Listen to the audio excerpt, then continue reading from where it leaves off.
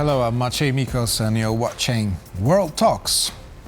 The relationship between the United States and Poland is rock solid. Both countries demonstrate peace through strength, said American Defense Secretary Pete Hegseth upon the Polish Defense Minister's visit to Washington on Tuesday.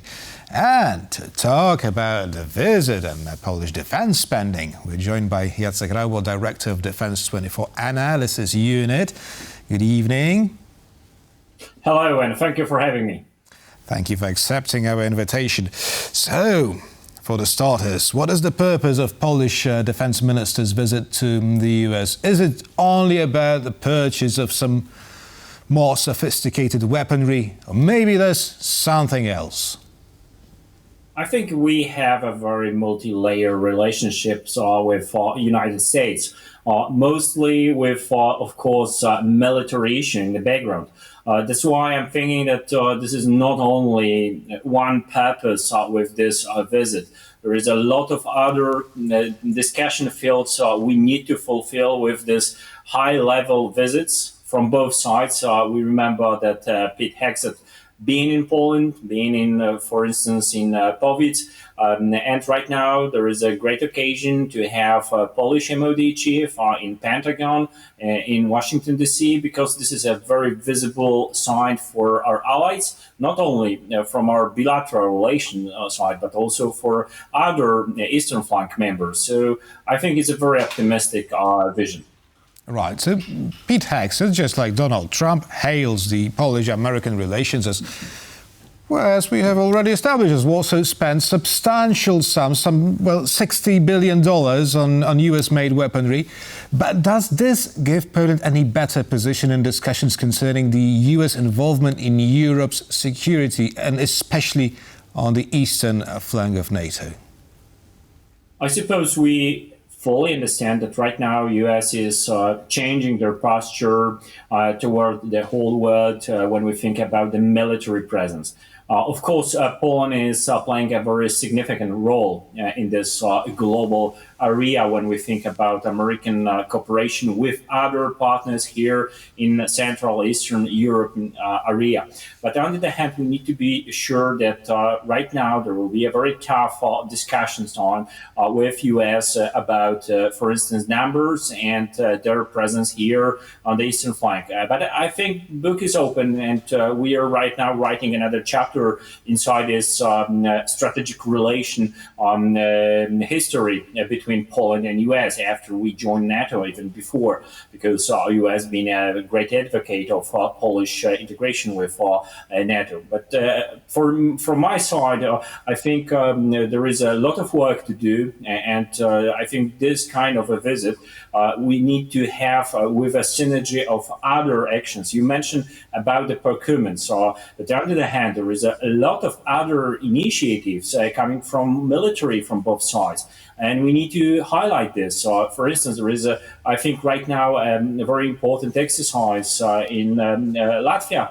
And there is other exercises alongside US troops in our region. So I think there is a much more optimism right now compared to the first days of Donald Trump administration, when we've been flooded by a lot of different, even sometimes apocalyptic scenarios. And yet, the upcoming NATO summit may still bring some surprises. But that's a topic for a whole different discussion. Now, today, the EU has adopted Security Action for Europe, SAFE for short. It's a program to facilitate arms purchases. Now, what do you make of this financial tool? How helpful can it be? I think it's a very basic step to rearm Europe. We need to have this kind of a pillar in our way of thinking about the European posture toward East. We talk a lot about U.S. presence here, but I think it is always obvious that all presidents from the United States will support this pressure on us to refresh or rebuild our approach to military issues.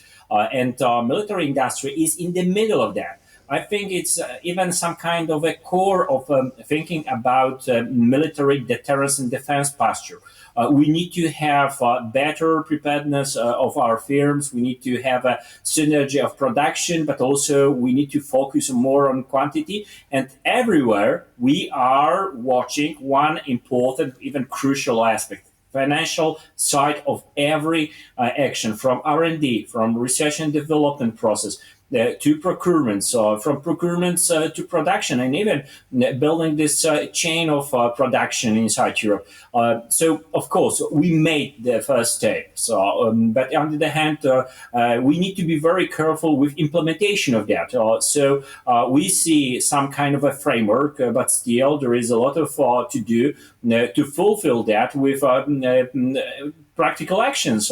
Because finally, we need to see more armaments, more production, more capabilities inside our military forces. So the first step, but we need to be very careful with another step, because it's a long-term work. Well, as you said, this process is very much time-consuming. Now, the SAFE program allows a country to allocate 65% of money to EU-made arms, and the 35% to the arms that you can buy abroad.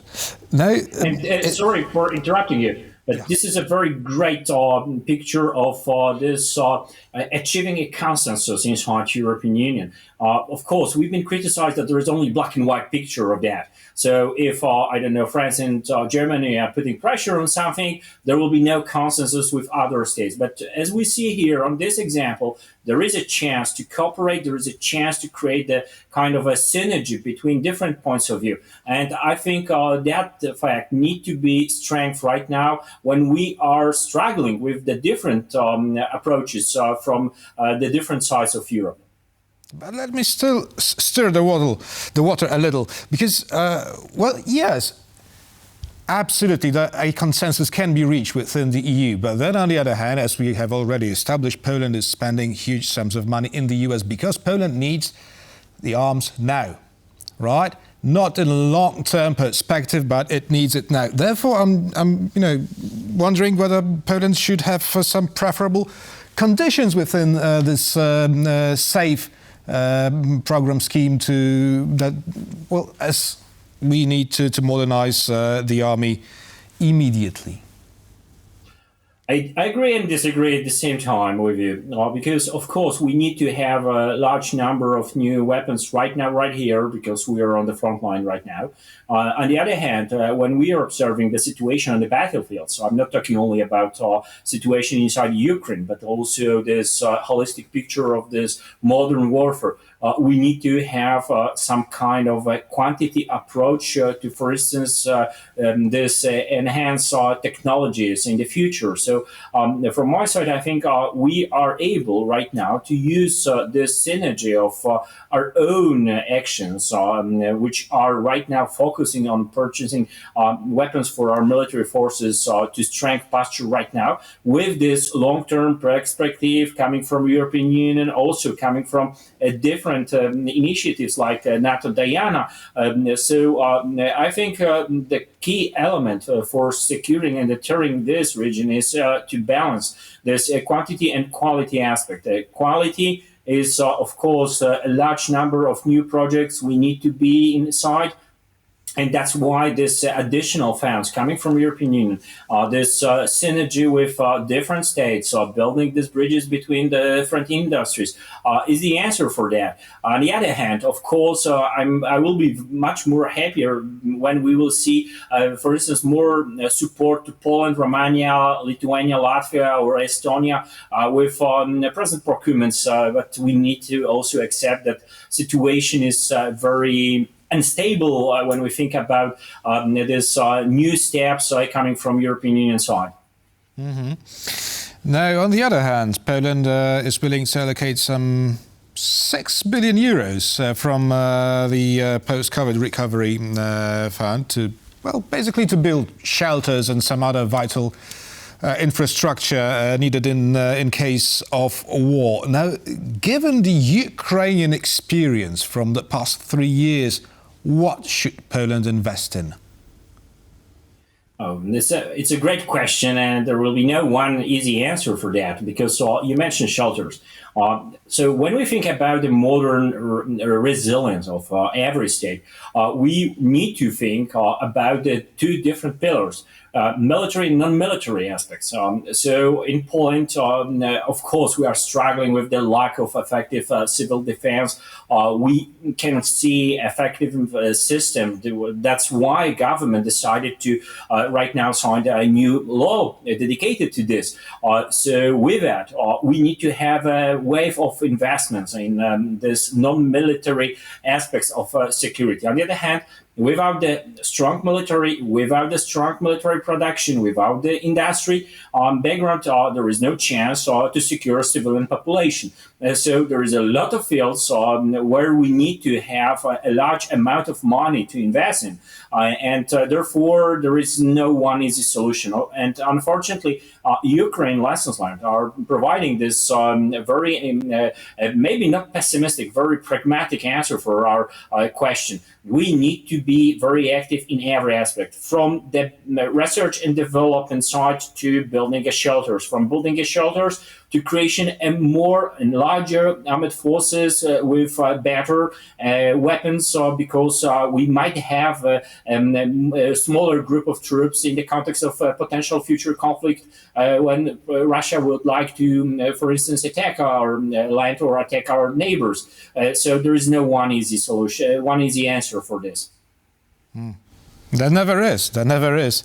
Now, Leslie, in few words, if you will, in terms of armaments, what should Poland buy in the US or maybe within the EU to protect itself the best from the potential Russian threat?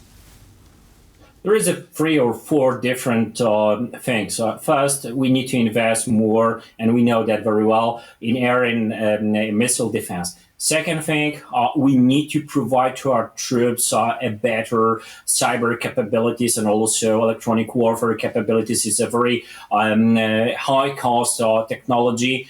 Then we need to invest in strengthening our naval capabilities. And finally, there is a number of different investments in building this quality and quantity balance inside our armed forces. So I think our chief of defense and our plans are highly prepared for that. And we see some kind of a strategy, implementation strategy in our moves. So there are 4 pillars of Jacek Raubo's strategy for Poland. Thank you very much. Jacek Raubo, Director of Defense 24 Analysis Unit, was our guest tonight. Thank you. And thank you for watching and stay with us for much more here on TVP World.